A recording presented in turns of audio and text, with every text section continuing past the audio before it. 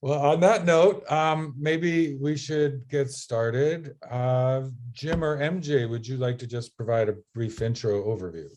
James, why don't you take Sure. it away? Thank you all for taking time this early this morning. What we've been really over the last few years, our board as well as our staff have recognized that organizations like Roost, which are traditionally destination marketing organizations, have to really start focusing on the destination management component, meaning that you must have a good community and a healthy community to be successful in the travel industry today.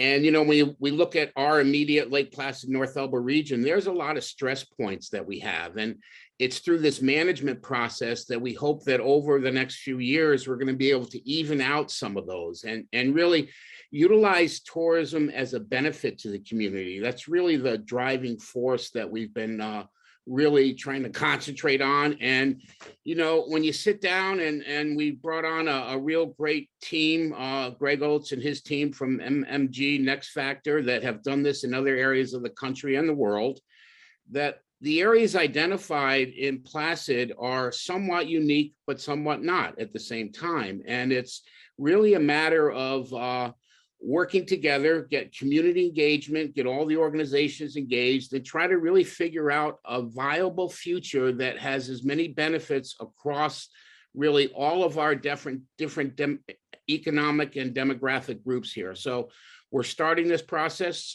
We hope that it we'll be able to implement over the next couple of years and make a real difference to make this a wonderful community to live in and also a great community to visit. And then I think in addition, I think it's really important to acknowledge that Roost as an organization, previously spent 90% of our energy speaking to the traveler and 10% of our time speaking to the community. And we are 100% committed to switching those percentages up and really becoming much more connected with the community, listening to the community, understanding the needs of the people that live here, because we're all part of this community and we're all passionate about it, and really be collaborative with our community, the elected officials, the non-for-profits, and in general, just all all higher tides rise all boats. So the way that it's going to unfold today is Greg and his team are going to do a presentation. And then as we go through it, we can pause and ask, are there any questions? And you can always put your questions in the chat and we'll answer them as we go through it. And then at the end, we'll have some more time. So Greg, take it away. Perfect. Thank you, MJ, and thank you, Jim. So as mentioned, thank you all for getting up early this morning for this town hall. This is a great size. This way we can have a lot of good conversation. I think that's really the point, is to hear from you. Please, as we're going through this, put as much as you want in the chat. And then as we also go through this, there'll be time for talking. Really the goal here is to share where we're at.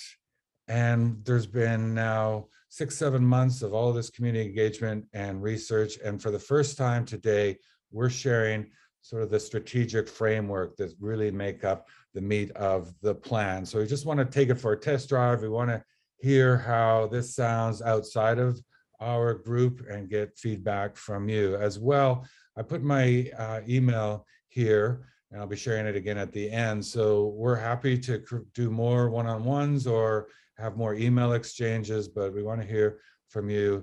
We want to hear everything that you have to say by all means. So my name is Greg Oates. I'm with MMGY NextFactor, leading the development of this destination management plan. And with us today is Shelley Green, who is also part of the team developing this.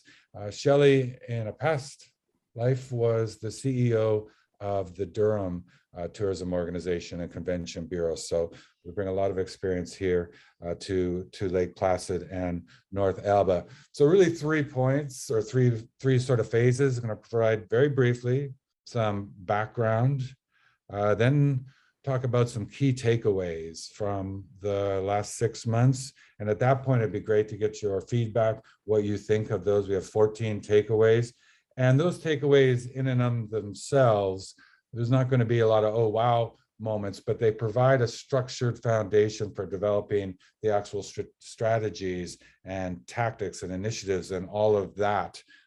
That is really the final deliverable of the plan. And then we'll actually get into those 6 objectives, a number of strategies for each. And again, would like to hear what you think of those. We want this to be as productive and constructive and just as effective as possible. So we want to try and keep everyone's comments tight and positive so that everyone gets a chance to speak and we can move through this. So again, some background, key takeaways, and then the actual strategic framework. But this is very, very simplified. There's a lot more to it than we're going to go through today, just to keep things simple and move things along. And I'll explain more context for each as we go through it.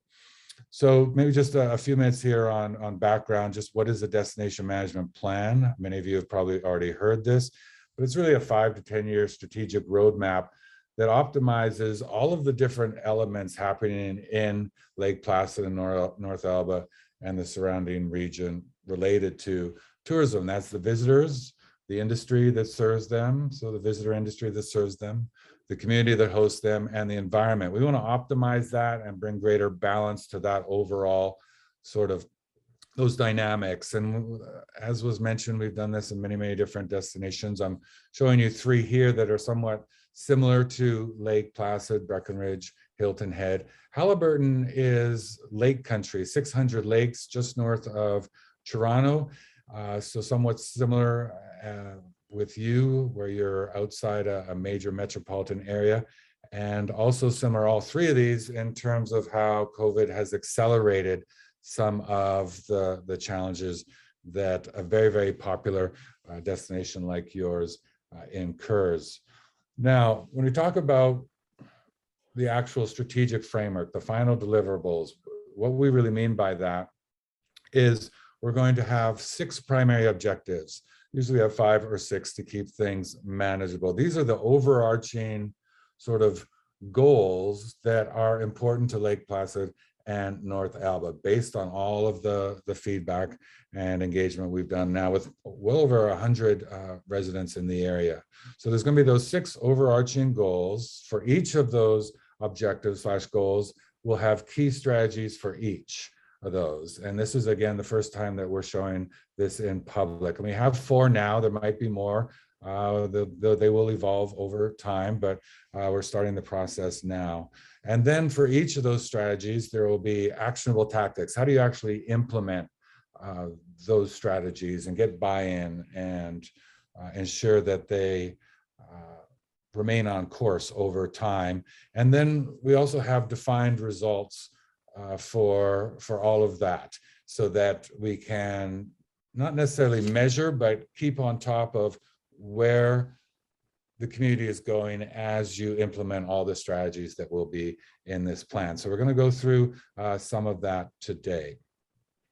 Just again, on background, we've had over 9 focus groups now. We have a very broad selection of different sort of segments within the community. After we do the 2 town halls, we'll be making adjustments based on all of your feedback and sending the updated strategic framework to the steering committee that we put together. We've also done 50 plus interviews, again, all different segments. This is ongoing, and we still have quite a number planned by the end of the year. As well, looking at a lot of research that's existing and ongoing to really identify all of the important developments and initiatives that are happening, but more importantly, where we can help connect dots and how the visitor industry impacts all of these plans and how these plans impact the visitor industry. And then we're also looking at different types of research related to source markets and visitor profiles. This is just one example of that. What's interesting here is that visitor age, seeing that increase year over year leading up to 2020 and COVID. And then, you know, COVID data, 2020 data is an outlier. We don't really rely on that much because the whole world changed. One example of that, and this is important, is it's been brought up in 2020 and 2021 that perhaps events aren't as important as you all thought because visitor volumes were so high without them during COVID. But COVID was an exceptionally unique year, and we've seen destinations like yours, and we've worked in Whistler and Tahoe and so many others, a lot of Colorado and California Rocky Mountain towns, all of them have seen double-digit growth and having their best years ever. So we really don't look to 2020 and 21 data in comparison with other years because there's been such a disruption to the industry, and that's globally. Okay, so that's just very quick background. Wanted to get through that quickly so that we have time for upcoming conversations. So now I'm going to go through the key takeaways based on all of that research. Again, this is very, very simple. It could change a lot in the next couple months, but we're starting here, and it will be interesting to see what you think. So I'm going to go through each of them briefly, and then we'll ask what you think. So first one is that everyone pretty much that we've spoken with understands that tourism is the main economic engine, and it always has been, but there's agreement that more balance is needed, as MJ stated. Number two, the past is over and the future is very, very fluid. So things will never be the way they are. They never are in popular destinations. But more significantly is that no one can really see the future very well right now. We're pretty good at that. That's our job, but it's never been more complex because of COVID, and we're seeing major shifts, both from an industry standpoint, but more importantly from a consumer standpoint. What's motivating consumers and what will motivate consumers and businesses and investors in the future. Number three, so an aligned community-first approach is needed. There's all of these different plans and all these different organizations, and we've asked repeatedly, do you get a sense that there's a shared vision for the future? And every time we've asked that, the answer is not sure or not really. So how do we align efforts? And again, community first approach, that's the whole purpose of a destination management plan, is to ensure that the community is really leading the overall sort of development of the strategies being recommended. Sustainability is regional. This is a big one. So you can't look at the quality of the watershed or what's happening on Lake Placid, what's happening on Mirror Lake, without thinking of the entire region and the entire quality of the watershed throughout Adirondack Park and beyond that. I mean, you have lake in your name, right? Lake Placid. So the quality of that lake and all of the different water systems connected to it are critical. If we're thinking 5 to 10 years out and beyond, that has to be important, really top of mind for everything that we're talking about. This could be number one. Lack of housing diversity is on everyone's mind. It impacts everything. It's impacting the age diversity, the growing age. It's definitely impacting labor shortages. But looking at this holistically and trying to come up with real world strategy to expand housing diversity, and not just now, but something that is focused on in perpetuity. Mobility and connectivity equal opportunity, meaning that the easier it is for people to get around and connect with each other, the easier it is for visitors to spend money, the easier it is for visitors to patronize all of the different events and cultural organizations and shops and all of that. And it's also easier for locals to get to schools and hospitals and wherever locals need to get to. So also talking about quality of life, that's paramount for any destination. Number 7 here is confusion over short-term rental regulation, enforcement, and compliance. So we want to try and bring a little clarity to that. Moving on, a lack of a strong sense of community. Do you know who your neighbors are? And there used to be, from what we understand, a very strong sense of community. People don't necessarily feel that as much today. Local expertise and human performance and well-being, fitness, sports tourism, you have all of this knowledge in the area. How can that be leveraged to help diversify and optimize the economy?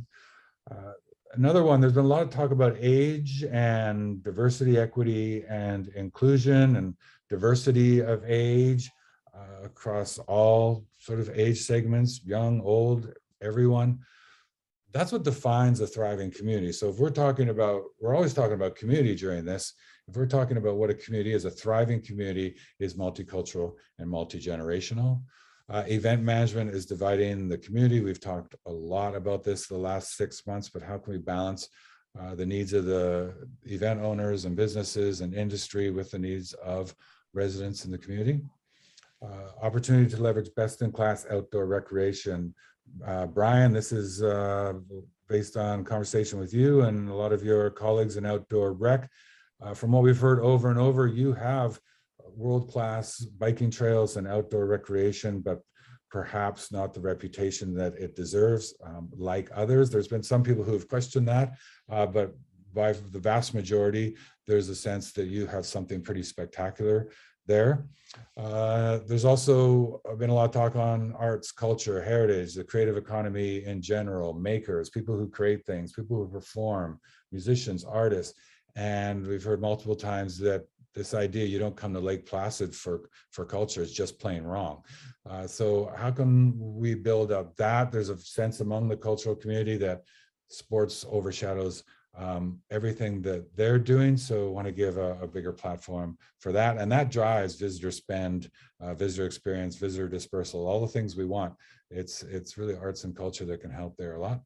And then the last one, very much need for engaging residents as much as visitors. And MJ mentioned that, and Jim mentioned that, but shifting some of the focus from visitors and driving demand to the community and residents, and enhancing quality of life and enhancing the overall destination experience, and using data a lot of times to really make that empirical and prove the case for a lot of things that are happening in the area, but really also to communicate all the things that Roost is doing and that other organizations are doing for the community, because oftentimes those aren't heard to the degree they should be. One example, just briefly, when we worked in Breckenridge, there was all this talk about housing diversity and need to subsidize housing. And at the end, both the tourism organization and the town council said, look, we're putting $17 million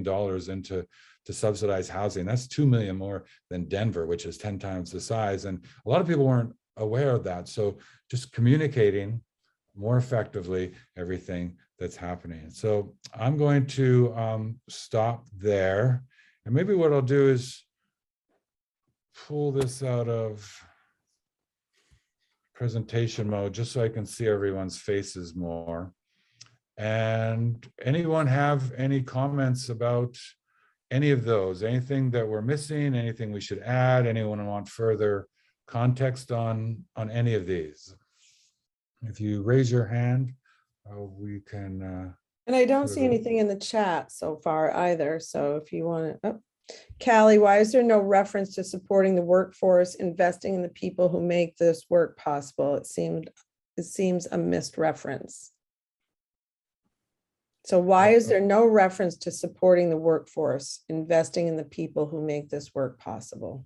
Okay, good question. So the idea is if we address housing and transportation and connectivity and more of those types of things, then that speaks to making it easier for a workforce to live in the destination, makes it easier for companies to hire more workforce. So a lot of these are specifically there to support workforce, but we should call that out just because it's sort of glaring in its omission. So let's make a note of that. Shelley is also taking notes. Anyone else want to comment on Kelly's comment? This is Callie. I took myself off mute. And sorry, I'm not on okay. camera. Yeah, I just think if this is number one, if this is our key economic engine, we really must be thinking about the future of the workforce and how we can make this a better economic opportunity for young people who live here. It's a great attraction to bring new families into this region. Working in tourism should be seen as an opportunity, not a drag. Okay, so you also, so again, that, the housing diversity and the transportation, go a long way to making it easier for workforce to live here and want to live here, and families. But are you, so maybe there needs to be something here in workforce, but also advocating for the industry, or what, can you just expand a little bit on how you think we should develop strategies around what you're suggesting? Yeah, I mean, I think, we had a nascent effort here that was started by Trish Preston. I think some people on this call probably know about that. I think it was called, she had a fun name. Swap. Swipe. Swipe, yep. Bad reference to something else. But anyway, yeah, just really like going into the high schools and having young people see that, get experience at an early age in this industry is a great way. And then, of course, Greg, you and I had some conversations about just the whole childcare challenge that we face in this region, making it easy and, setting the right environment to allow people to thrive in this industry, I think is something we really should be thinking about. And Callie, some of the things that were talked about at some of the, seminars that we've listened to, and, we've tried to dig in a little bit to this. And, there's this perception that the tourism industry is all frontline. And so if you don't want to be a waitress, a bartender, or if you don't want to clean rooms, there's really no job. Well, there's a couple things there. One is, reminding the skill sets that you learn as a server and a bartender, and then offering, further education through, different private entities. So if you, work for us for a year, you can take a course, we'll pay for a course, something of that nature. We'd obviously have to flush that out. And also that there's other opportunities within the industry. It's not just, bartending and serving and cleaning rooms. And then we've also heard of a couple different programs that have been really successful, like you were talking about with the swipe, but once they graduate, they spend 3 months in different places and different positions, and it gives them the experience of, being out of the community, but learning different skill sets within the community, and it's been really successful. So we have talked about some of those programs, but again, we need to get more of a structure and then an implementation program. But that's an excellent comment. That's so helpful. So thank you, Kai. That's exactly. We have a what we're couple looking for. more. A few more. Yeah. So for the 50 interviews across the industries listed, how are we hitting a cross section of people? How are these determined? So how did we put together all those interviews is the question. Right. So we worked with you a lot. We also had recommendations from people that we started talking with during the focus groups. We received recommendations for people to talk about, but generally there's a pretty structured way of going about that. You want people from the public, private, and civic sectors, so elected leaders, economic development people, and then also large organizations like ORDA, but then also breaking that down into arts and culture, outdoor rec, the environment. So just trying to talk to everyone, as many people in every segment that are attached in some way to the future of the community. So And, I feel we yeah, did. and Carrie, also we would, when Greg would talk to one person would recommend another person. It was kind of one of those situations. And we would also have people come to us and say, you should talk to this person, or what about this sector, or what about, so we really tried to, every time a name came across our desk, or, somebody would say, then we would reach out. And, I would say that, Greg, would you say that, and Shelley, out of the reach out, that we probably had a high response? I mean, we didn't hear back from a few, but for the most part, I think everybody was very interested in engaging. And if anybody on this call hasn't engaged and wants to engage, just email Greg, because we're still doing interviews. Right. Perfect. Yeah, I think almost everyone we reached out to, we interviewed, maybe just a few. And some of the focus groups, those were open to a lot of people. Not everyone showed up for those, but in terms of the one-on-one interviews, I only remember maybe one or two people who declined. So we've had good response there, and we still have more pending. But the main point here is that they're really across all of these different sectors beyond tourism and within tourism. So the Teresa, other thing, Greg, and I don't know, maybe you want Jim to answer this. Is there any way to work on the housing issues in a regional way, such as Keene, Jay, Wilmington? So Jim, do you want to touch on that? Yes, I think the answer is yes to that. We just have to put that formula together. There's certainly a lot of activity going on in North Elba, but how do we take some of that energy and look elsewhere for that for housing? There are some examples we've seen elsewhere, so we're all into looking at it on a regional basis. Diversity of age and multi-generational population takeaways lends itself well to pursuing Lake Placid, North Elba as an age-friendly community. yeah, and Donna, we have your recommendation coming up about age-friendly, multi-generational community centers. So we'll be talking about that more. We'll also be talking about housing more when we get into the strategic framework. Olivia, how does basic tourism infrastructure fit in the planning process? Parking, public restrooms, so basic amenities, hiker attractions, shuttles beyond, driver dispersal, visitor traffic. So how does basic tourism infrastructure fit in the planning process? So the recommendations will touch on a lot of that. Also, the plan is developed so that it can plug into the comp plan and some of the other public planning initiatives. But that's the thing I think I maybe should have emphasized at the beginning. This isn't a tourism development plan. This isn't to drive more tourism and build more hotels. It's very much a destination management plan where the visitor industry brings a lot of economic activity into the region, but overarching, this is designed as a destination-wide project, and tourism supports that, if that helps. MJ or Jim, do you want to? Well, I think some of it too, which Olivia, I think what you're trying to say is, and correct us if we're wrong, that we need to address some of these issues in order to it be a more community friendly, such as, the hikers, the congestion with the cars. We need the public restrooms, dispersing the traffic so that it doesn't get, so that's one of the stress points with the high season and the events is it's very congestion and the traffic and the overuse of the trails, etc. So Yeah, I think that there is a component there. yes, there is. And I think that that's, not specifically laid out, but the destination to be successful, that is one of the criteria that has to be solved.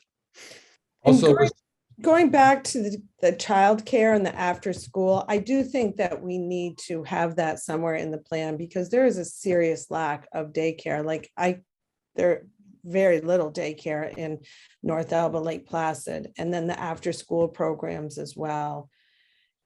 So I think I agree with that in order to have, we talk about that, like even in the evening, we have a lot of, in the tourism industry, there's evening shifts but there's no daycare in the evening.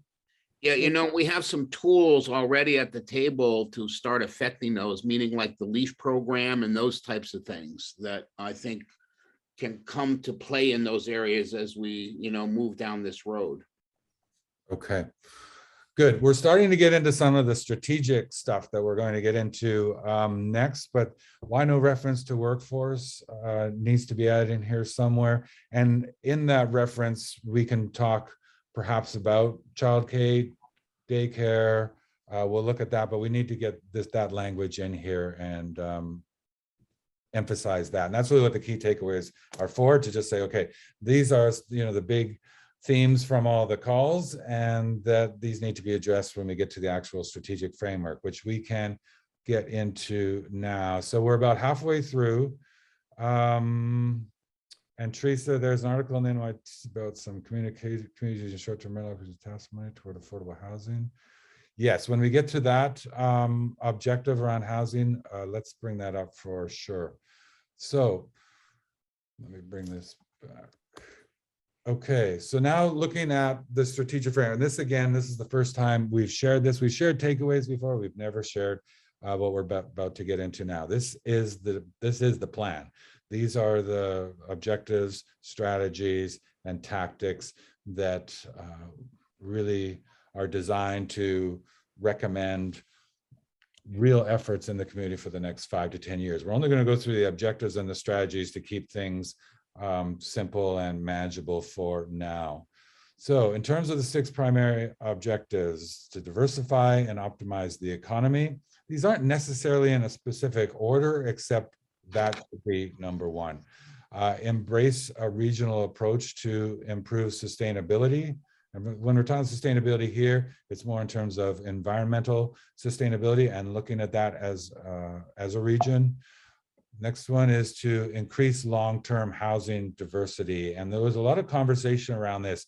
Typically, this wouldn't be a main objective. It would fit within something, another objective. But based on the conversations, it's been agreed upon so far anyway, that this should be a number 1 objective. To develop a dedicated event management strategy. Again, this typically wouldn't necessarily be a primary objective. It would fall somewhere else.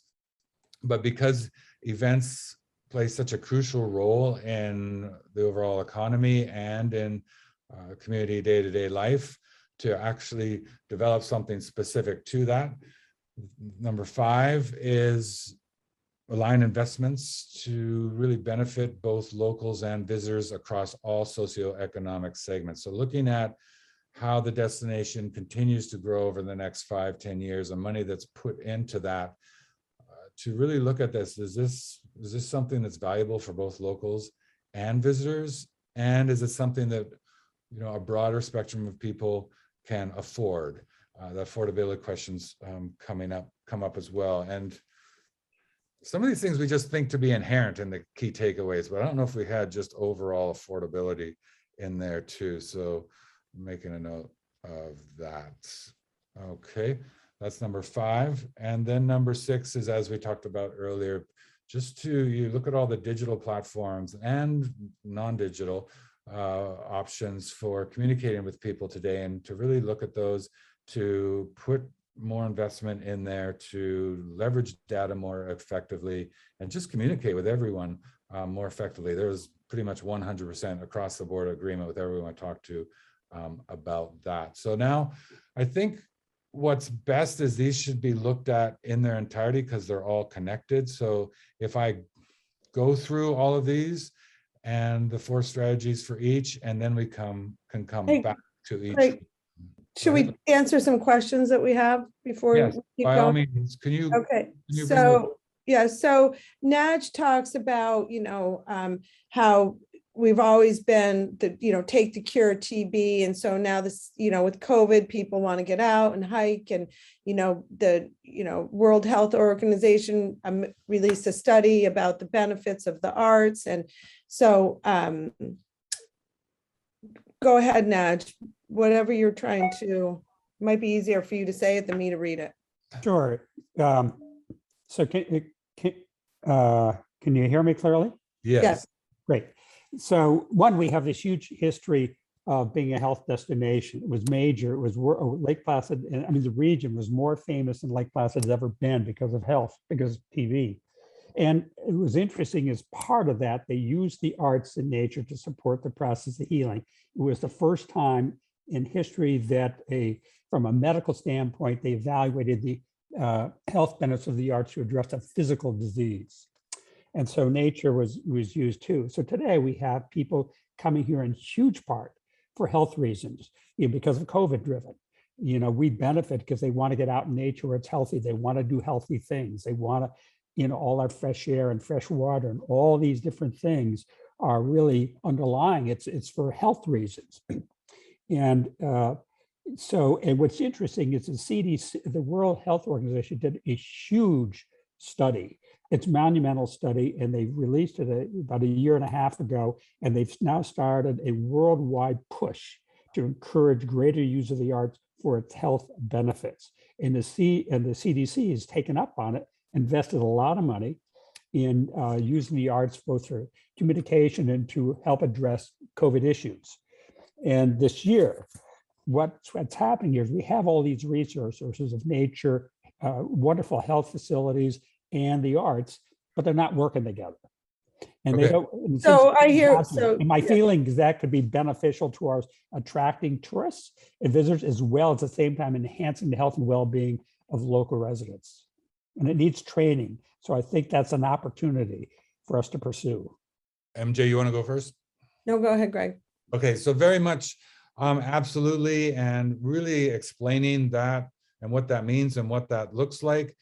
So thank you, Naj. These 6 objectives are meant to be very high level and very general. When we get to number 5 and looking at aligning investments in the destination, we speak specifically to arts, culture, and heritage, and then we'll have tactics around that. But how do we, when we add those tactics and talk about specific strategies, how do we bring what you're saying into those? So there is an area for that.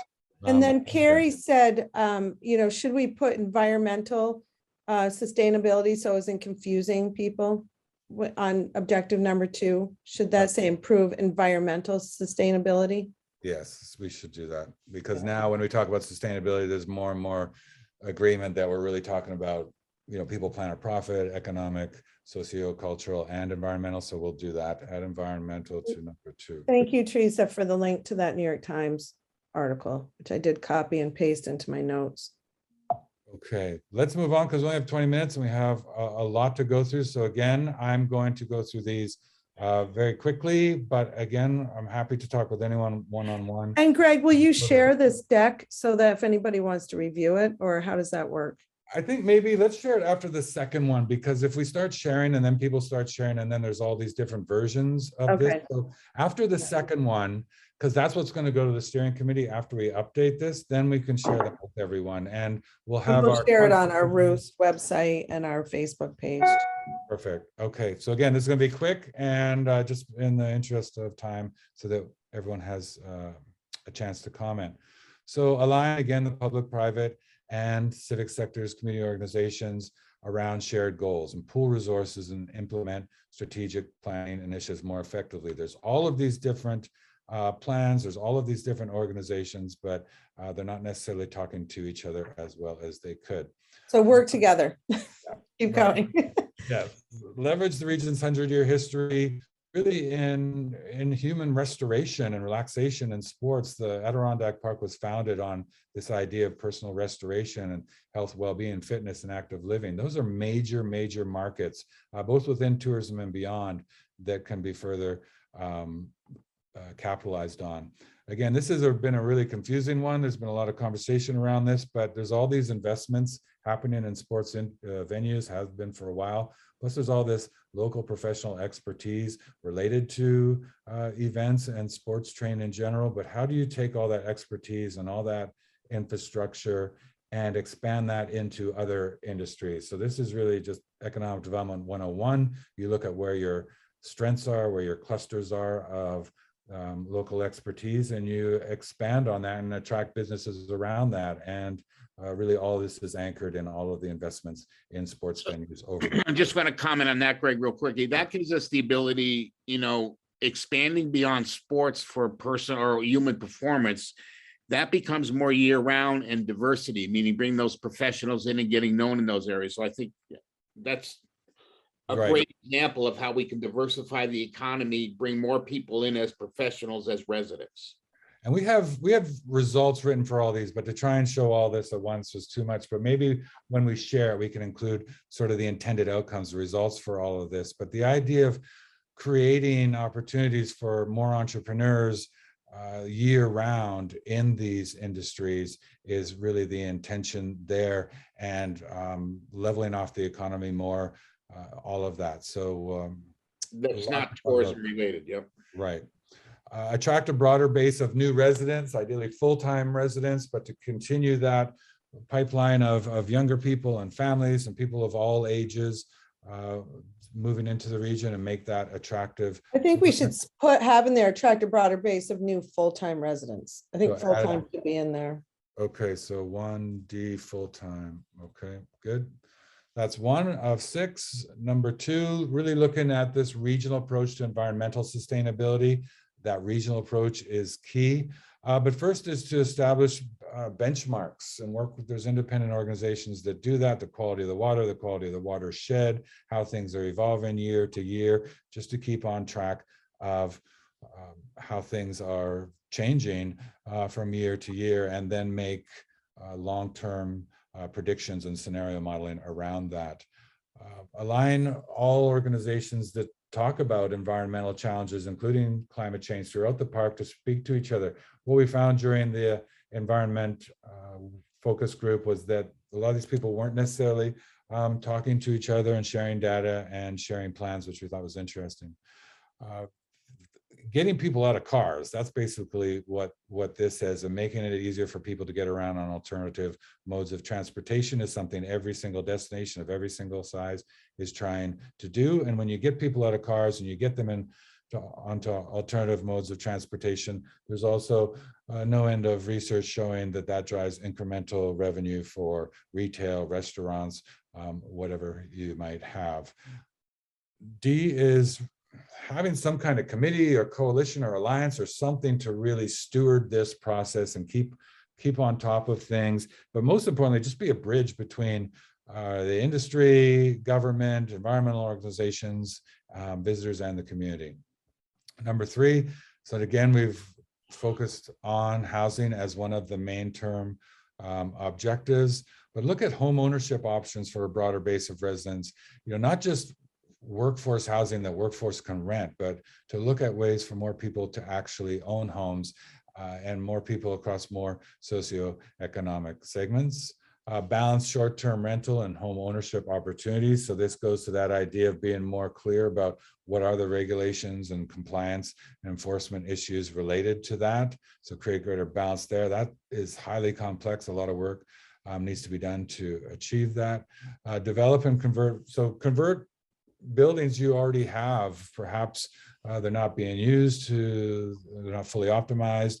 So how can you look at investing in some of the building stock that's already there for work housing as need is determined? And then this was interesting. This came out of a number of focus groups, but is there a central database where people can look for workforce housing, and maybe someone has an extra room for the summer that they or that they hadn't thought about really renting or what have you. Don't know a lot of specifics around what that will look like, but it's been recommended that there would be beneficial for the entire region to know of all available space for housing. And there's some of that already, but to make that more structured. Event management strategy, this is pretty straightforward. There needs to be some kind of plan, thinking about the future events. Some people want more events, some people want less. Some people say we need less hotels because we can't find people to work in them. Other people say we need more hotels because then we could bring in more events. So some kind of plan, because people are all over the place in how they think about events. Some kind of events council to steward that process that engages residents, government, and industry leaders. This is something that every destination also does. You have these events. How can you expand revenue? That might be related to parking or dynamic pricing or expanded partnerships related to some of those other industries we talked about and sponsor opportunities there. We don't know, but really taking a critical look at how to expand revenue from events, but most specifically for municipalities to cover all the costs of hosting those events, security, waste management, all of those different things, parking, all those traffic management, all those different things that the city has to bear, the towns have to bear when you have a large event. And then to establish some kind of impact measurement platform, again, to bring data to this, to show these are the impacts that events are having in our community and for our economy. Almost finished here, align investments across the destination. So this is looking at how do we continue to, and I careful about using this word, develop the destination, but not develop in terms of building stuff, but growing. And the idea that if a destination is like a business, if it's not growing, then it's dying. There's no sort of static, perfect, existence here for a destination. So continuing to grow, what do those investments look like, but making sure they benefit residents and visitors across all economic and social segments. So some of the ideas here is you have, again, that reputation for outdoor recreation and wellness. How do you continue to put money into that so that locals and visitors can benefit, and really emphasize that you have a one-of-a-kind or among the top sort of road and trail infrastructures and outdoor recreation in general in the country.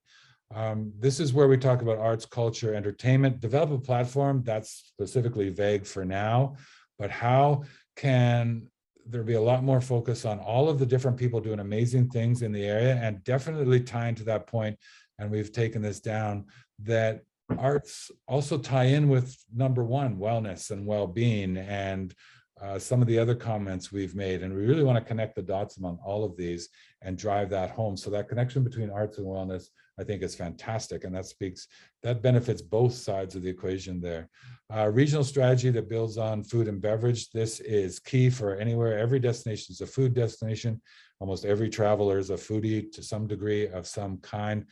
But this helps drive overall spend. So optimizes the spending that's coming in. It helps keep people longer in the destination. It definitely moves people around the destination to get them out of the cores. That's just a given for basically any destination management plan. And then looking at those things that help create a stronger sense of community. So there's already Main Street plans in the works and initiatives, placemaking, and other community projects. Like Donna, you mentioned, we very much want to get this in here, an age-friendly, multi-generational community center that's for communities, but potentially for visitors. We have to look at that, but the idea of having more places for community and residents to get together. Lastly, this is just about how we talk to people and support organizations through messaging. That's what Roost is an expert at. That's what a lot of other organizations are good at. Getting the word out and building conversations. And so to support those organizations specifically that work with students, youth, elderly, people with disabilities, underserved community segments, this speaks to that diversity, equity, inclusion component that's so important today for any destination to be relevant with what's happening in the world, basically. New executive positions for community relations. Some work here needs to be done. The original thought was for Roost to have the ability to engage community around all these different initiatives. Every single destination management or master plan will recommend that there needs to be people to help carry out this plan, because we're talking about a lot of things. The personnel needs to be in place to help move that forward. Redesign the tourism website, invest in data management. There's a lot to be done there. Every destination needs to update its tourism website and data management platforms and have them work together. So this is pretty standard.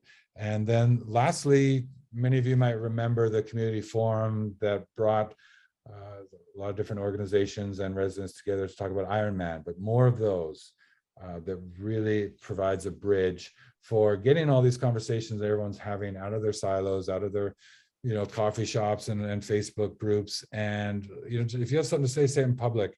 And that is always a lot more effective in terms of building coalition and strategy in general. So that's them. MJ, do you want to go through the new comments in the chat?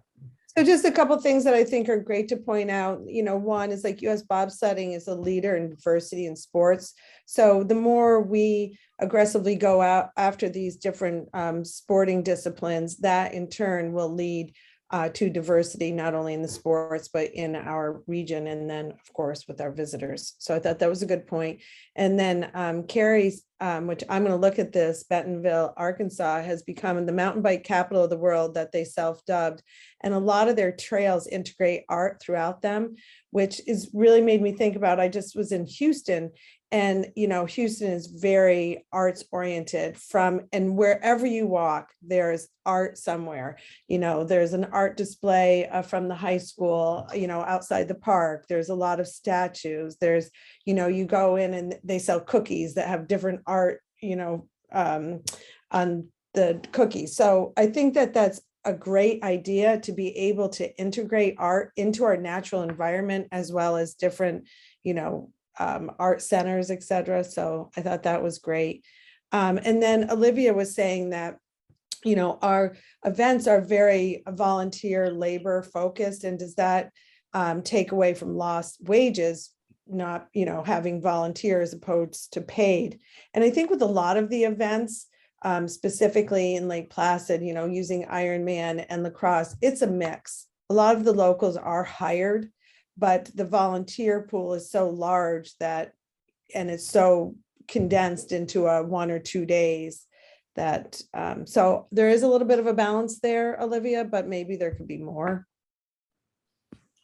Okay, And like with Ironman, they do, for all the volunteers, they give back to different, organizations. Now, could they give back more? That's part of the conversation we're currently having. okay, well, good. So again, that was quick, and we'll share all of this, and we'll include the intended results and outcomes for each of these when we share it after the second town hall. We have a few minutes. Anyone want to talk Hey, about? Greg, I do want to say Mhm. one thing before we keep going is number one, please share with as many people as you can that we have another one Wednesday at 5:30, another town hall virtual, so we can get as many people on that call as possible. And also, if you're not getting our communications on a regular basis, please go to Roost 80k.com, and on the bottom you can just put in your name and email, and then you'll get our regular local communications, which is really important, that we're really trying to build that. There's a couple more comments here. Other than housing, any infrastructure considerations we should make, things like community broadband, Wi-Fi? Good question. Right. So everywhere wants better Wi-Fi and broadband. These are huge capital expenditures, oftentimes at the federal and state level. We should include something in here about that and sort of supporting advocacy or supporting the efforts of other organizations who are advocating for that. So it should be in here somewhere. And then the lake management plan for Lake Placid will be completed. It's important that all the plans for our future integrate the recommendations put forth to protect the water quality and shoreline. Absolutely. That's the biggest goal for this entire project, is to align all of these different strategic initiatives throughout the destination. So yes, thank you. And then Daniel Cash, and this was something that I know that we talked about, but pedestrian and bike infrastructure development.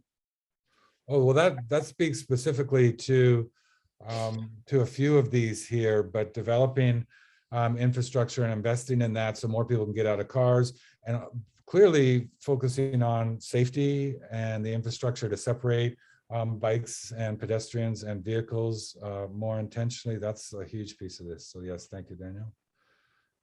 And Naj. I think that's it. He was just saying how smart we all are. Okay. Well, good. I'll paraphrase that, by the way. Anyone just else? Engagement in the planning process is good. And the more people we can get involved, the better the plan will be and the easier it will be to implement it. We can't emphasize that enough. We need more voices at the table. And maybe I can speak to that too, because throughout this process, there's been questions, well, what is this plan going to accomplish? How do you implement it? How do you ensure it doesn't just sit on a shelf? So, we've shown the objectives and the strategies, and then we're going to get into the actual tactics that will speak to that. But none of this happens without the community coming together, both the public and private sector, and finding champions who'll take ownership of this and building groups of people to really drive this home. So we can only do so much to a point where we can recommend, but at the end of the day, it's just like a business. Why does one business survive and another one doesn't when they both sell the same things, right? It's leadership, it's culture, it's buy-in, it's getting people motivated and mobilized. So that'll all be in the plan as well. But it's really up to all of you, to come together as a community to drive a lot of this forward and stay on top of it, because there can be a lot of energy sort of at the beginning, but this is something that needs to be looked at year after year after year. Any other comments from any of you? Anyone have anything they'd like to add? Greatly appreciate everybody joining this morning, and happy Monday. And I think that's it. Kristen, did you save the chat? Okay, thank you. And I'm going to put my email here in the chat again. Anyone have any comments, wants to talk, wants to recommend something we should look at or someone we should talk to? We can't talk to too many people, so please feel free to reach out at any time. Thank you, Greg. Thank you, everybody.